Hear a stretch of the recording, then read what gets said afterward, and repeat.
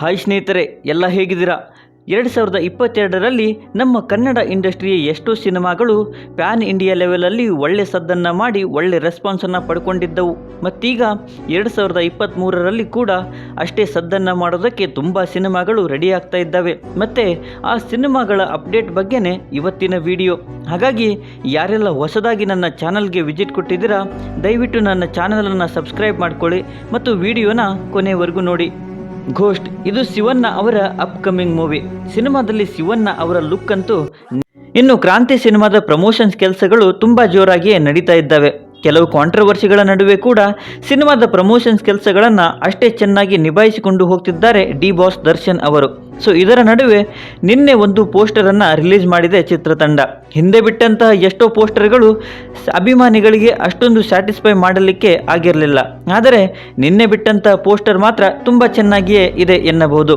ಬಿಟ್ಟಿರ್ತಕ್ಕಂಥ ಎಲ್ಲ ಸಾಂಗ್ಗಳು ಕೂಡ ಅದ್ಭುತ ರೆಸ್ಪಾನ್ಸನ್ನು ಪಡ್ಕೊಂಡಿವೆ. ಜೊತೆಗೆ ಸಿನಿಮಾ ಕೂಡ ಅಷ್ಟೇ ಚೆನ್ನಾಗಿರುತ್ತೆ. ಕಂಟೆಂಟ್ ವೈಸ್ ಆಗಿರ್ಬೋದು ಮತ್ತು ಕ್ವಾಲಿಟಿ ವೈಸ್ ಅಂದ್ಕೊಂಡಿರ್ತೀನಿ. ಹಾಗೇ ಇರಲಿ, ಅಷ್ಟೇ ಸಕ್ಸಸ್ಸನ್ನು ಕಾಣಲಿ ಅನ್ನೋದೇ ನನ್ನ ಆಸೆ. ಸೊ ಪೋಸ್ಟರಲ್ಲಿ ಚಿತ್ರತಂಡ ಸಿನಿಮಾದ ಟ್ರೈಲರ್ ರಿಲೀಸನ್ನು ಕೂಡ ಅನೌನ್ಸ್ ಮಾಡಿದ್ದಾರೆ. ಅಂದರೆ ಇದೇ ಜನವರಿ 7ಕ್ಕೆ ಸಿನಿಮಾದ ಟ್ರೈಲರ್ ರಿಲೀಸ್ ಆಗಲಿದೆ. ಎಲ್ಲಿ ಅಂತ ಕೇಳಿದ್ರೆ ಅದು may be D boss Darshan ಅವರೇ ಒಂದು ಇಂಟರ್ವ್ಯೂವಲ್ಲಿ ಹೇಳಿದ ಹಾಗೆ ಬೆಂಗಳೂರಲ್ಲಿ ಖಂಡಿತವಾಗಿಯೂ ಜನವರಿ 7ಕ್ಕೆ ಸಿನಿಮಾದ ಟ್ರೈಲರ್ ರಿಲೀಸ್ ಆಗಲಿದೆ ಎನ್ನಬಹುದು.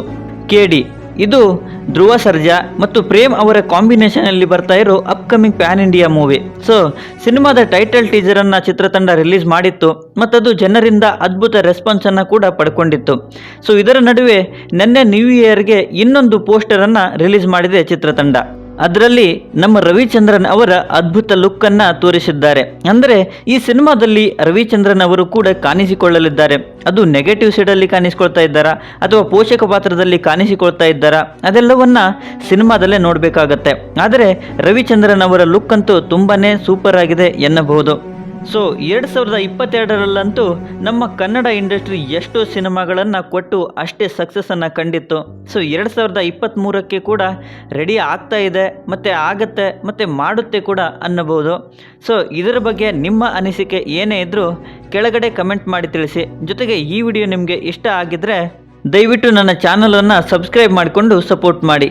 ಕೊನೆಯಲ್ಲಿ ಮತ್ತೆ ಸಿಗೋಣ.